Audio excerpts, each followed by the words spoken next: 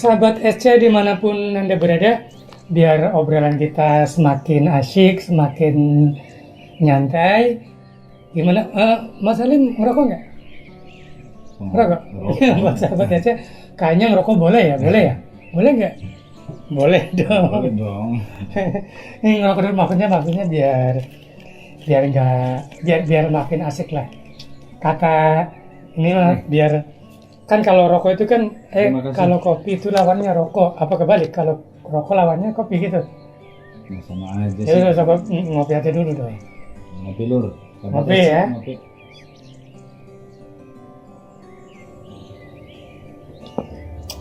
Mantap.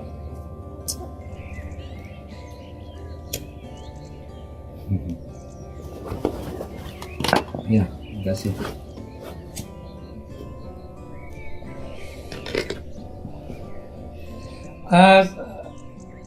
Saya lanjutin ya Mas Salim ya. Nanyanya dong. Ini kan baru berapa pertanyaan nih. Jadi sahabat SC belum tahu banyak tentang kisah masa lalu Mas Salim sampai sekarang. Jadi gitu, tadi Mas Salim ya dimarahin sama ortu karena masih kecil kok mainnya niup-niup suling gitu kan. Kemudian ada pimpinan yang ngasih semangat, ngasih support gitu kan. Akhirnya Mas Salim tidak putus asa. Dan yang saya tanyakan gini, tentu kan Mas Salim tidak belajar sendiri dalam arti autodidak, ya udahlah sebisa-bisanya tanpa ada guru gitu. Saya mau nanya, kira-kira gurunya Mas Salim itu siapa? Atau seseorang yang dianggap guru oleh Mas Salim sehingga Mas Salim bisa jadi pemain suling senior seperti sekarang? Jadi gini mas, untuk guru secara khusus private itu tidak ada gitu. Memang tidak ada, memang saya dari kecil tidak pernah yang namanya guru khusus atau private itu kan kayak semacam saya dari rumah mendatangi suatu tempat, mendatangi orang tersebut, itu tidak. Jadi kejadiannya begini, ketika saya sedang belajar di rumah ya bermain dengan kepolosannya, saya waktu itu masih kecil kan, ya seusia anak-anak lah seperti apa gitu kan, ketika permainan saya dimarahin, kebetulan pada waktu itu dimarahin sampai tragis mas, ironis banget, saya sampai dilempar pakai ember cat yang ukuran 5 kilo itu ya, dilempar. Dan pada waktu yang bersamaan adalah salah satu di desa saya itu kan satu kampung tetangga, kebetulan ada salah satu grup yang begitu terkenal mas gitu. Pimpinan maksudnya? Ya beliau adalah pimpinan. Ya. Pimpinan itu kebetulan entah itu mau kemana tujuannya, lewatlah, dan pas lewatnya itu pas saya lagi dilempar gitu. Lagi dilempar ember itu? Iya, dilempar ember cat itu yang 5 kilo. Saya langsung lah, si bapak pimpinan itu beliau menghampiri sambil tujuannya mungkin melerai gitu loh. Jadi dari situ saya mendapat dukungan. Bahkan kakek saya itu dimarahin bahwa ini anak ada bakat gitu kan. Sampai akhirnya saya ditawarin, "Tom, besok ada latihan di rumah saya, main lah ke rumah nonton." Ya saya datang lah ke rumah, di situ ada latihan memang setiap 1 minggu sekali, terkadang dua kali dalam 1 minggu itu latihan gitu. Saya hanya nonton sampai mungkin karena seringnya saya nonton di situ, si bapak pimpinan itu beliau ngomong sama pemain suling, salah satu pemain sulingnya itu bahwa ini anak tuh bisa nyuling, ini ada bakat gitu. Maksudnya ngasih tahu ke pemain sulingnya itu? Iya, saya diperkenalkan di situ. Sampai akhirnya setiap latihan demi latihan saya di situ selalu ada, sampai saya dipangkul lah gitu. Tadi Mas Salim bilang ada pemain suling, siapa itu mas? Itu salah satu orang yang berjasa juga sih mas, dalam menunjang karir saya, karena awal-awal manggung saya melalui beliau gitu. Ya dia sudah almarhum sih. Siapa itu? Beliau itu pertama selain dari pemain suling, dia juga seorang master of ceremony gitu. Master of ceremony. Ya almarhum Apih Toat gitu kan.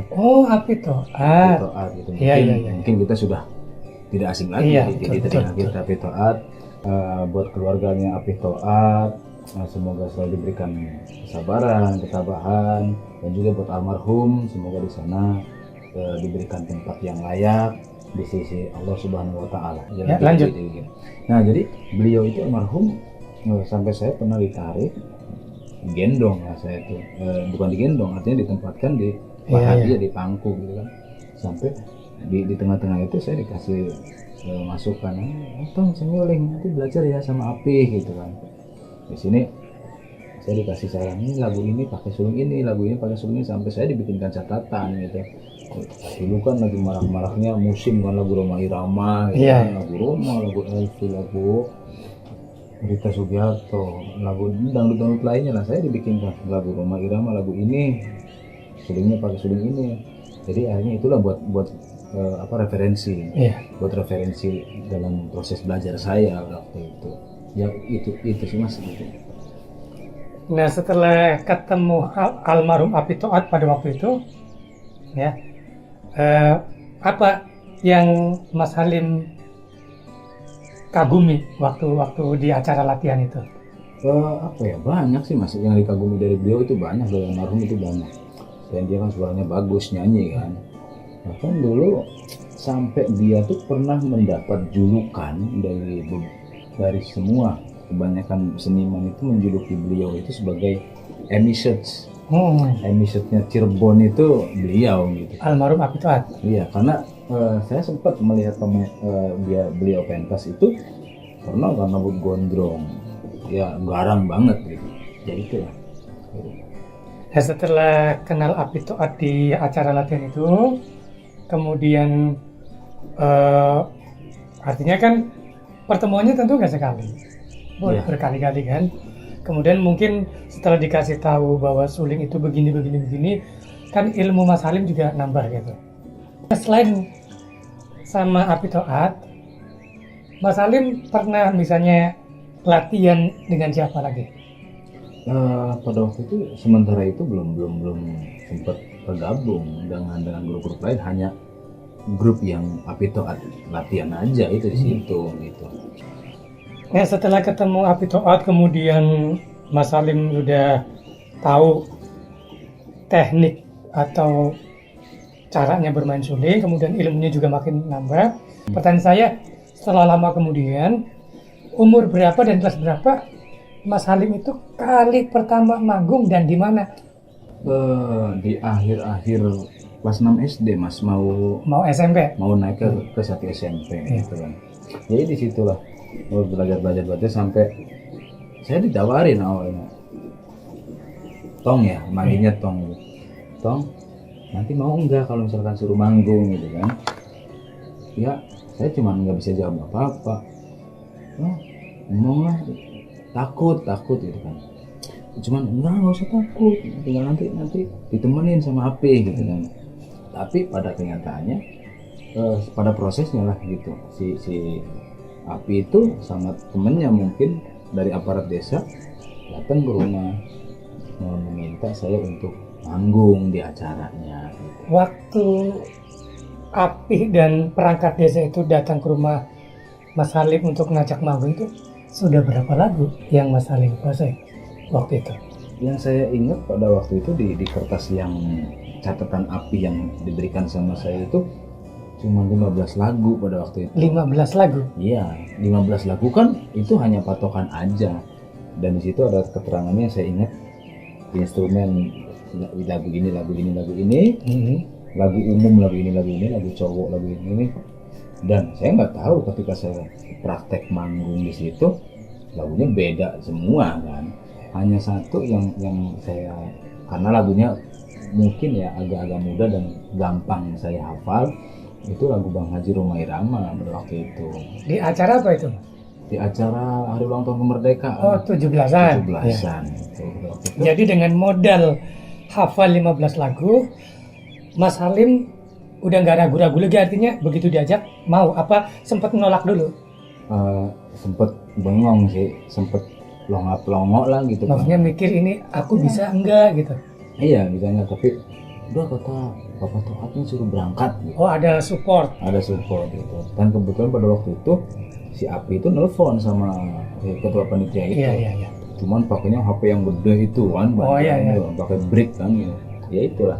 katanya udah Tong berangkat nanti Api nunggu di sana di tempat. Ya itu udah dari situ. Nah setelah ya kejadian gitu kan, manggung, banyak audiens, banyak penonton gitu. Gimana perasaannya Mas? Oh ya campur aduk. Nervous, bangga apa gimana? Tapi rasa bangga belum ada. Cuma nervous. Nervous, takut. Tapi di sisi lain ketika saya lagi ngedrop, ya ada support juga untuk semangat mental saya di belakang. Ternyata Api itu ada di belakang saya gitu.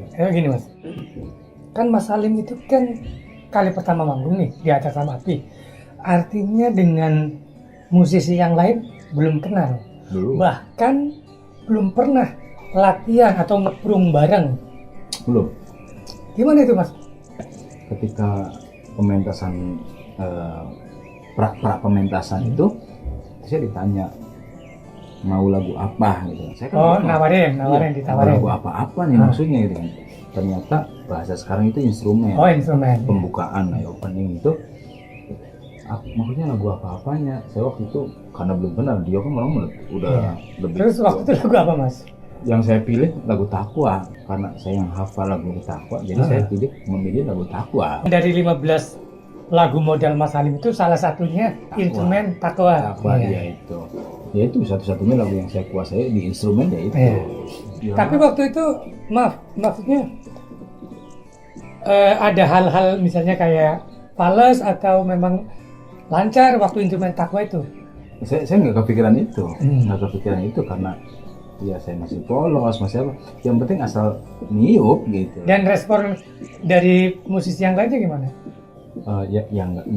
Saya nggak merhatiin ya bagaimana respon mereka terhadap saya itu. Sebenarnya hanya tidak ada komentar yang bagaimana sih, artinya hanya ya artinya apa sih ya, nggak ada komentar apa sih. Jadi saya di situ kata Api di belakang sambil noleh kan, lanjut bagus. Berarti itu ya artinya waktu itu Mas Salim niupnya benar pas instrumen lagu Takwa. Iya, gitu. Ya mungkin. Iya mungkin kan gitu. Bukan ya mungkin. Karena kan nggak ada yang protes kan, atau nggak ada yang marah-marah gitu. Tidak ada protes atau komentarnya, ya mungkin karena mereka menyadari bahwa saya masih kecil. Mungkin kalau masih belajar, bunyinya seperti apapun mungkin memaklumi gitu kan. Tapi tidak ada komentar pedas apa-apa sih. Seperti itu. Tentunya walaupun acara 17-an dapat honor kan, walaupun beda dengan hajatan. Perasaannya gimana Mas? Pulang manggung dapat honor? Ya perasaan tentunya senang sih, senang gitu.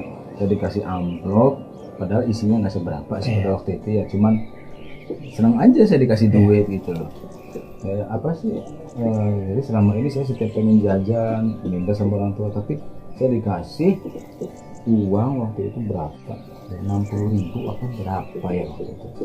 60.000 juga nggak nyampe sih, paling 50.000 lah. 50.000 gede kan, saya itu 50.000 gede. Dan pertanyaan saya yang berikutnya, setelah Mas Salim dirasa atau menganggap bahwa saya kayaknya udah ada kemajuan gitu, pernah direkrut sama pimpinan grup nggak Mas itu? Belum sampai ke ranah itu, belum ke tahap itu. Jadi kebetulan saya punya bibi nih. Iya. Punya bibi, nikah dengan ternyata calon suami bibi saya itu adalah salah satu musisi juga, pemain gitar, pemain melodi lah. Dan kebetulan waktu itu tahu setelah nikah sama bibi saya, dia juga sering mempelajari lagu di rumah pakai sound system kecil gitu. Saya suruh nemenin paman ipar saya sambil ambil sulingnya gitu kan. Dia mempelajari lagu bareng lah intinya sih. Sampai suatu hari paman ipar saya itu pulang ke rumahnya dan balik lagi ke rumah bibi saya itu bawa suling satu tas gitu kan. Ternyata suling itu bekas suling dari almarhum kakaknya. Karena dia kan punya grup yang isinya adalah musisinya itu kakak adiknya semua. Sekeluarga pemusik semua. Sekeluarga, kakak adiknya paman, satu keluarga. Namanya juga kan The Big Family. Ya itu. Jadi suling bekas almarhum itu dikasih ke saya. Dan bersamaan juga saya pada waktu itu punya rencana ngumpulin uang pengen beli suling. Satu set. Satu set. Nah, pada waktu itu saya sudah pernah niat pengen beli suling di acara tradisi tahunan. Dulu kan Mas Edi pernah dengar kan acara pesta giling kan? Oh, bacakan. Bacakan itu kan yang harganya 2.500, tapi untuk seukuran saya pada waktu itu belum kuat beli 2.500. Mahal karena ukuran uang saku saya pada waktu paling gede itu 500 gitu kan. Dan itu jarang, tidak setiap hari saya dikasih 500. Nah pas kebetulan saya punya cita-cita sedang menabung, paman ipar saya ngasih suling, jadi saya kesempatan nggak usah beli katanya, udah nggak ada suling. Ya udah di situ kan saya dibimbing. Ya guru bimbingannya banyak. Selain almarhum Apito itu. Ya, tapi yang jembatan utama saya merasa diberikan kesempatan manggung pertama sama almarhum Apito. Itu. Pertanyaan berikut, kali pertama masuk grup itu di grup apa Mas? Direkrut sama pimpinan gitu? Di grup Burok sih. Seni Burok ya. Jadi saya matok pertama. Matok ya, netep lah. Artinya nggak freelance ya? Artinya direkrut, udah jadi personil tetap. Ya. Itu pada waktu itu melalui di acara ngobrol pada waktu itu. Oh di bulan puasa dulu. Kan tradisi di daerah Cirebon itu tradisi rutin tahunan itu setiap datang bulan suci Ramadan itu rutinitas untuk membangunkan sahur itu kita mengadakan parade musik kan, penampilan musik itu ngobrol kan. Nah di situ saya diajak lah di desa saya sendiri sih gitu. Nah dari situ kan dulu sampai sekarang mungkin tradisinya masih setiap habis lebaran, untuk persiapan habis lebaran nanti puasa itu pimpinan pada ngobjek kan, nyari musisi yang kosong. Nah kebetulan pada waktu itu kita satu tim masih kosong, musik belajar semua, jadi satu tim lah kita ditarik ke grup tersebut untuk menetap. Tapi yang harus digarisbawahi, saya mulai manggung itu bukan melalui Burok tadinya. Sebelum Burok saya menetap di grup Burok itu, saya pernah manggung beberapa, tapi mulai saya muncul itu melalui Burok. Tapi mulai manggungnya sih belum, tidak melalui Burok gitu. Itu pada waktu Mas Halim direkrut sama pimpinan salah satu grup, itu kan sering kejadian gini, misalnya si grup tersebut hari Senin ada jadwal, kemudian walaupun Mas Halim pendatang baru, tentu kan ada aja kan pimpinan yang lain kekurangan pemain suling, itu suka ada acara bentrok. Sikap Mas Halim gimana? Saya tetap megang acara yang sudah masuk terlebih dahulu, karena pada waktu itu artinya komitmen Mas Halim tetap ikut ke grup itu yang ngeduluin. Ngeduluin karena pada waktu itu saya baru ngerasain punya grup patokan.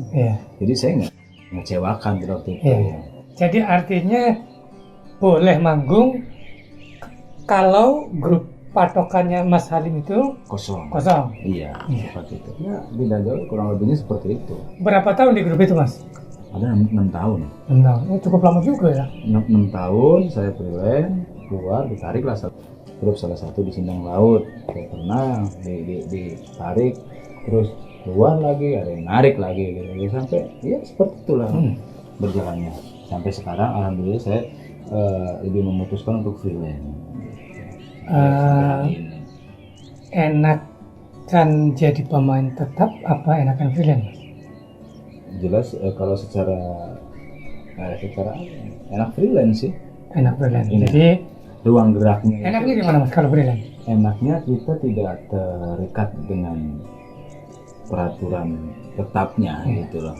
Kontrak lah, sebut saja kontrak itu. Tidak terikat kontrak. Gimana sih orang bebas dengan orang yang mempunyai ikatan nih? Gini Mas, ini berbicara freelance ya. Mas Halim dapat job dari pimpinan, misalnya hari Kamis. Mas Halim nih hari Kamis kosong misalnya kan. Nah 1 jam kemudian ada pimpinan lain nge-WA atau nelfon ngasih job lagi di hari yang sama.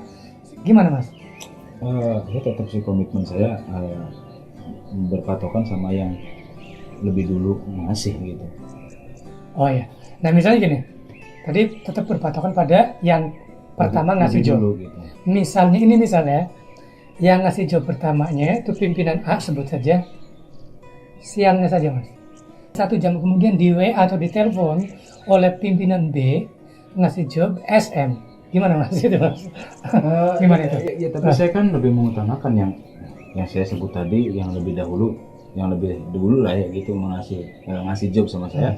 Itu yang pertama, itu yang menjadi patokan. Yang keduanya saya menawarkan, saya siangnya udah isi gitu, kalau mau ya malamnya gitu. Oh, artinya Ya, di pimpinan A siangnya, nanti pimpinan B kalau mau ya bagian malamnya saja. malamnya. Siangnya nggak bisa. Iya, tapi terkadang pimpinan yang itu ya udah nggak apa-apa kalau malamnya. Karena apa Mas? Karena pada waktu itu, maaf, beberapa tahun ke belakang itu musisi dengan penyanyi itu sangat terbatas. Iya. Stoknya terbatas. Stoknya terbatas.